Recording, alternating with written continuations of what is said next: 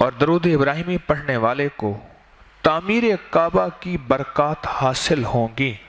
اور درود ابراہیمی پڑھنے والے کو کعبہ کے گرد جو طواف ہو رہا ہوا اس کی جو برکات ہیں وہ حاصل ہوں گی، اور کعبہ میں سب سے زیادہ ثواب 120 نیکیاں ہیں،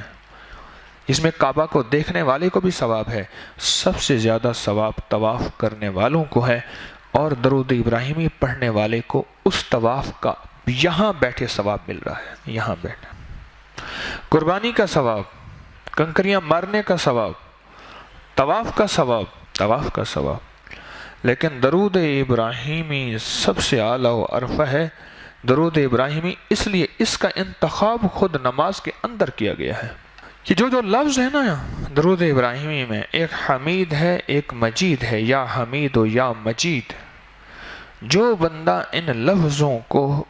صرف ایک تسبیح اس انداز سے پڑھے، کس انداز سے؟ وہ انداز میں دہرا رہا ہوں، اللہم صلی علی محمد وعلی آل محمد کما صلیت علی ابراہیم وعلی آل ابراہیم انک حمید مجید۔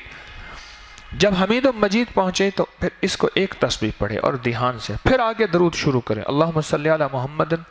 کما صلیت علی ابراہیم وعلی آل ابراہیم انک، یعنی درود ابراہیم حمید اور مجید 2 دفعہ آتے ہیں نا، 2 دفعہ آتے ہیں، اس کو پھر ایک تسبیح پڑھے، ایک دفعہ درود پڑھے پھر سن لیجئے اور ان 2 لفظوں کی تسبیح کرے، پھر اگلا درود کا دوسرا حصہ شروع کرے تو ان 2 اللہ کے مبارک ناموں کی تسبیح کرے۔ جو بندہ صرف ایک دفعہ درود پاک پڑھے صبح شام اور ہر حمید مجید پہ ایک تسبیح یا 100 دانوں والی کرے، اللہ جل شانہ اس دن اس کی وہ مرادیں پوری کریں گے جو شاید عالم میں کسی کی پوری نہ ہوئی ہوں۔ بعض اوقات ہمارے وظائف تسبیحات ایسے ہی ہوتے ہیں، کام کر رہے ہوتے ہیں، ہم مطلوبہ توجہ، مطلوبہ دھیان، مطلوبہ مقدار اور مطلوبہ ہمت اور محنت نہیں کر رہے، وہ آدھا کام ہو جاتا ہے اور اس کے اندر وہ تاثیر نہیں ہوتی جو ہونی چاہیے، وہ مطلوبہ مقدار جو ہے وہ ہم نہیں دیتے یا مطلوبہ اوقات نہیں دیتے، اور جلدی میں ہوتے ہیں، جلدی میں ہو جائے، اور جلدی میں پھر یہ ہوتا ہے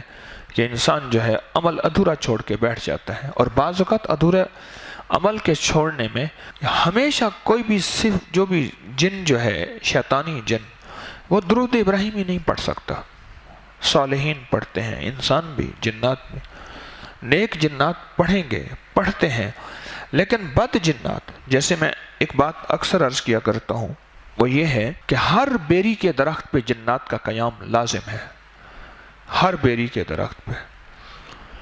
لیکن ہمیشہ نیک جنات رہیں گے۔ سدرہ بیری کا درخت ہے، ہمیشہ نیک جنات رہیں گے، بدکار جنات نہیں رہیں گے۔ اسی طرح درود ابراہیمی کبھی بھی شریر جنات نہیں پڑھ سکیں گے۔